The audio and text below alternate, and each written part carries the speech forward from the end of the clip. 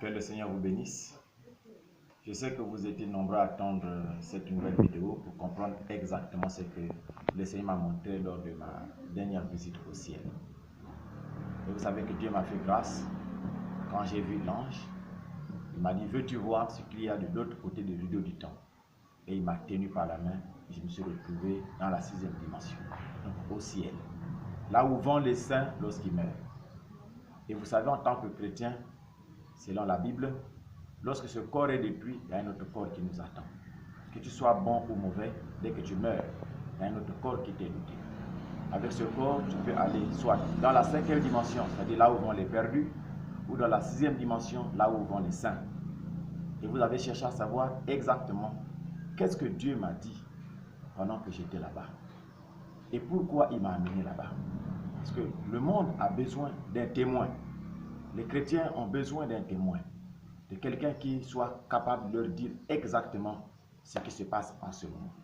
Je ne suis pas le premier que le Seigneur a amené là-bas. Peut-être il pourra vous amener ou il pourra amener quelqu'un d'autre. C'est juste pour servir de témoignage. À l'heure où nous sommes en ce moment, si vous n'avez pas encore donné votre vie au Seigneur, courez. Nous sommes dans une procédure d'urgence. Recherchez les hommes appelés de Dieu. Si vous êtes pasteur et que vous n'avez pas eu une commission et que Dieu ne vous a pas appelé, connectez votre église très rapidement au quintuple ministère. Recherchez les Éphésiens 4:11, c'est-à-dire les hommes que Dieu a appelés pour faire ce travail dans ce temps de la fin. Il y en a partout à travers le monde. Parce que Satan a aussi envahi le monde par les prédicateurs que lui-même il a façonnés et qui mélangent la parole de Dieu. Nous sommes à la fin. Et si vous voulez aller dans la 6e dimension, si vous voulez aller au ciel, si vous voulez attendre l'enlèvement, vous devez vivre la parole. Vous devez vous débarrasser de toute forme d'incrédulité. Pour les femmes, jetez tout ce qui est charnel. Laissez la fornication. Laissez l'impudicité. Laissez l'adultère. Laissez le mensonge. Laissez le vol. Soyez naturel. Si vous voulez aller au ciel, ne corrigez pas Dieu. Vivez simplement la parole. Que les hommes s'engagent pour servir Dieu en toute simplicité. Brûlez tout ce qui est païen. Abandonnez la magie. Abandonnez l'idolâtrie. Abandonnez les choses périssables. Pour vous accrocher seulement à ce qui est saint. Car le Seigneur arrive. Il est à la porte.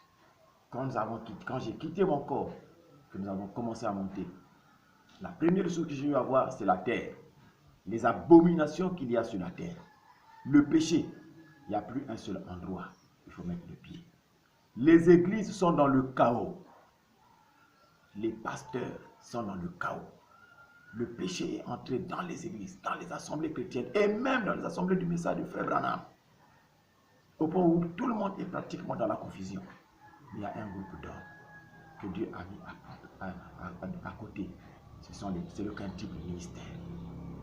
Ceux qui font l'écho du message aujourd'hui. C'est pourquoi le Seigneur m'a dit, retourne sur la terre. Moi, j'ai refusé de revenir. J'ai dit, je suis déjà ici.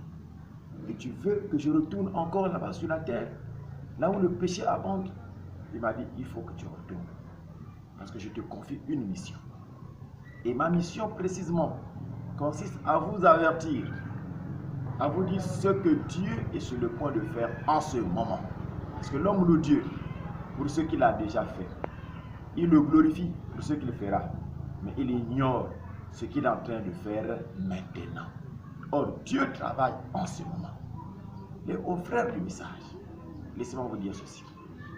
Frère Branham est mort. Et Frère Branham était un homme de Dieu ouvert.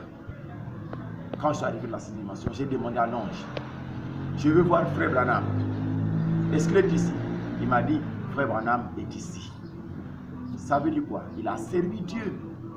Il a été fidèle à la mission qui lui a été confiée. Et il est entré dans la 6e dimension. J'ai demandé à voir Frère Coleman. Il m'a dit qu'il est ici.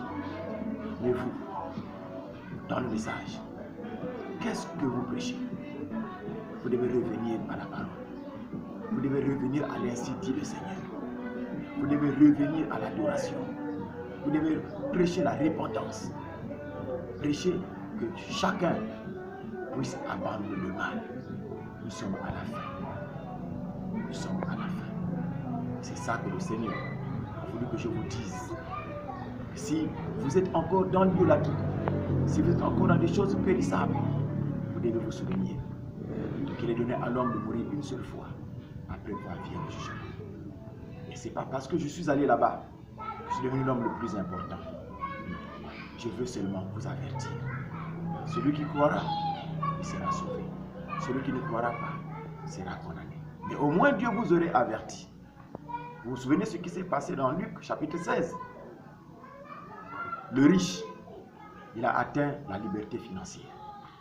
Il a atteint l'autosuffisance alimentaire. Et quand il a vu ça, il a vu que Dieu l'avait béni. Il a oublié le Seigneur. Il a oublié l'adoration. Il a oublié de suivre les principes bibliques. Mais le pauvre Lazare, qui était là, qui mangeait les miettes qui tombaient de sa table. Vous voyez, quand les deux sont morts, Lazare s'est retrouvé dans la 6e dimension. Mais le riche, lui, il est allé dans la 5e dimension. Et vous remarquerez que le riche, dans la 5e dimension, il réfléchissait. Il avait un corps, il parlait.